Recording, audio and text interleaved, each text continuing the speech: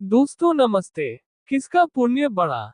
7वीं कहानी। बेताल 25सी। मिथिलावती नाम की एक नगरी थी। उसमें गुणदीप नाम का राजा राज करता था। उसकी सेवा करने के लिए दूर देश से एक राजकुमार आया। वह बराबर कोशिश करता रहा, लेकिन राजा से उनकी भेंट न हुई। जो कुछ वह अपने साथ लाया था, वह सब बराबर हो गया। एक दिन राजा शिकार खेलने चला।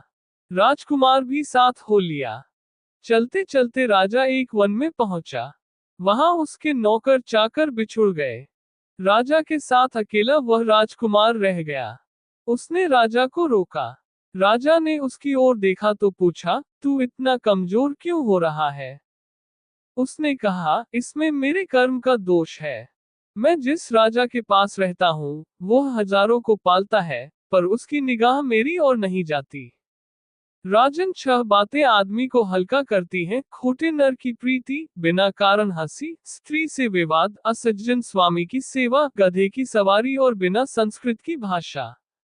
और हे राजा, ये 5 चीजें आदमी के पैदा होते ही विधाता उसके भाग्य में लिख देता है: आयु, कर्म, धन, विद्या और यश। राजन, जब तक आदमी का पुण्य उदय रहता है, तब तक उसके बहुत से दास रहते हैं। जब पुण्य घट जाता है तो भाई भी बैरी हो जाते हैं। पर एक बात है, स्वामी की सेवा अकार्थ नहीं जाती। कभी न कभी फल मिल ही जाता है। ये सुन राजा के मन पर उसका बड़ा असर हुआ। कुछ समय घूमने घामने के बाद वे नगर में लौट आए। राजा ने उसे अपनी नौकरी में रख लिया। उसे बढ़िया बढ़िया कपड़े और गहने दिए। एक दिन राजकुमार किसी काम से कहीं गया। रास्ते में उसे देवी का मंदिर मिला। उसने अंदर जाकर देवी की पूजा की। जब वह बाहर निकला तो देखता क्या है, उसके पीछे एक सुंदर स्त्री चली आ रही है। राजकुमार उसे देखते ही उसकी ओर आकर्षित हो गया। स्त्री ने कहा, पहले तुम कुंड में स्नान कराओ, फिर जो कहोगे सो करूंगी। इतना सुनकर राजकुमार कपड़े उतारकर जैसे ही कुंड में घुसा और गोता लगाया कि अपने नगर में पहुंच गया। उसने जाकर राजा को सारा हाल कह सुनाया।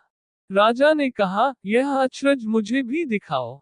दोनों घोड़ों पर सवार होकर देवी के मंदिर पर आए। अंदर जाकर दर्शन किए और जैसे ही बाहर निकले कि वह स्त्री प्रकट हो गई। राजा को देखते ही बोली, महाराज, मैं आपके रूप पर मुग्ध हूँ। आप जो कहेंगे वही करूंगी।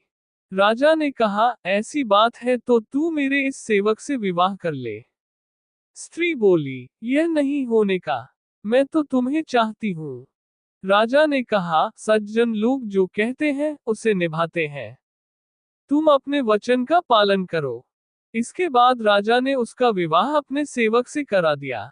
इतना कहकर बेताल बोला, हे राजन, ये बताओ कि राजा और सेवक दोनों में से किसका काम बड़ा हुआ।